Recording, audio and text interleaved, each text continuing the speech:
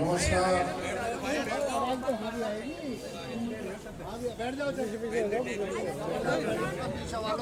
सारी तारीफ उस कुदरत की जिसने ये कायनात बसाई है, जिसके कब्जे में हमारी जान है। मेरे बड़े भाई पूर्व विधायक चौधरी मतीन साहब इस विधानसभा के सरताज, हमारे दिलों की धड़कन चौधरी जुबेर साहब, मेरे फादर के साथ बहुत समय से आज तक मेरे साथ है। मेरे पिता समाने पूर्व चाचा जी, हाजी अबरार जी, आकिल भाई और तमाम बुजुर्गों नौजवान साथियों, आप लोग एक अरसे से ना इंसान पे एहसान करते चले आ रहे हैं, जिन एहसानों को ना मैं तार सकता ना हज्जुल सकीला तार सकती। अगर इस सिलमपुर की जनता को मेरे बच्चे भी खून दे देंगे तो तुम्हारा एहसान मैं नहीं उतार सकता। ये एहसान तुम्हारा मेरे साथ हो जाएगा। मेरी जिंदगी जैसी भी थी,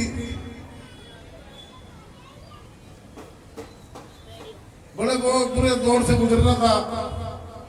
किसी बहन की, किसी भाई की दुआ लगी और जिंदगी मेरी तब्दीली की तरफ को आ गई। उस तब्दीली की जिंदगी में आपकी दुआएं, आपकी मेहनत ऐसी हो गई, आपने मुझे अपनी मेहनत से, अपनी दुआओं से ऐसा बना दिया कि लोगों ने हज्जन सकीला का लौहा मान लिया।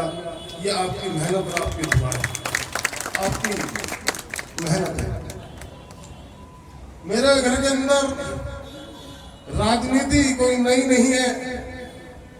मेरे परदादा फ्रीडम फाइटर थे, नेहरू जी के साथ में जेल रहे और बड़े दिक्कतों के साथ में उन्होंने अपने जीवन को बिताया। देश आजाद हुआ और देश आजाद होने के बाद में जब देश के प्रेसिडेंट बने तो मुलाकातें होती हैं।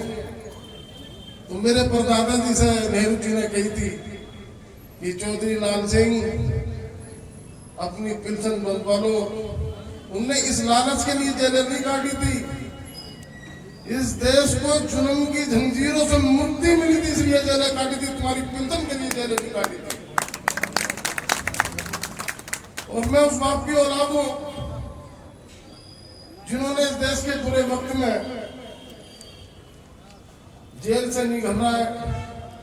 शाह कमीशन की, इंदिरा गांधी की जांच चल रही थी, तो वो उस मर्द की औलाद हो जिसने शाह कमीशन की जांच जो जज कर रहे थे उनके ऊपर पथराव करा और इंदिरा गांधी की हिमायत करी। उस बाप की औलाद हो। और इस इलाके के अंदर, मेरी जिंदगी के अंदर एक काम मेरी जिम्मेदारी है। मेरे बाप ने मुझे हक हलाल की रोटी खिलाने का काम करा और इस इलाके के लिए भी मेरे घर के बड़ों ने ये वेलकम का कब्रिस्तान, ये किलो के लोग की देन है, सिलमपुर के बुजुर्गों की देन है। और जब ईदगाह की जरूरत पड़ी तो किसी से मेरे बाप ने कही थी कि मैं आज भी रात के 2 बजे अपने लिए नहीं आऊं, अपनी कौम के लिए ईदगाह की नमाज के लिए दुआ मांगने आया। तो हमें किसी चीज की परवाह नहीं। ताकतें आती हैं, जाती हैं। क्षेत्र की जनता वहीं होती है, वहीं रहती है, वहीं पली बड़ी होती है, वहीं मरती है, वहीं जीती है। अल्लाह मेरा जानता है, मैं किसी ताकत के सामने दबने वाला नहीं हूं और दबा तो लेंगे, दबेंगे नहीं। भ्रष्टाचारों के सामने अड़ तो जाएंगे, बिकेंगे नहीं। तो मैं कहना चाहता हूं, जो क्षेत्र के 5 साल पिछले दफे विधायक रहे थे, नालक तुम्हारी जिंदगी पे अगर तुम मुझे खरीद लेते तो मैं सोचता कि मेरी माँ के अंदर कोई कमी है, मेरे बाप के दुखते में कोई कमी है। ये हमारी खुददारी है, ये हमारा जमीर कहता कि बिकने वाला मुर्दाबाद और पब्लिक के काम कराने वाला जिंदाबाद। तो हमें पब्लिक का काम चाहिए था, हमें पब्लिक का विकास करना था। वो कहते कि जब हम जीते तो झगड़े हो गए।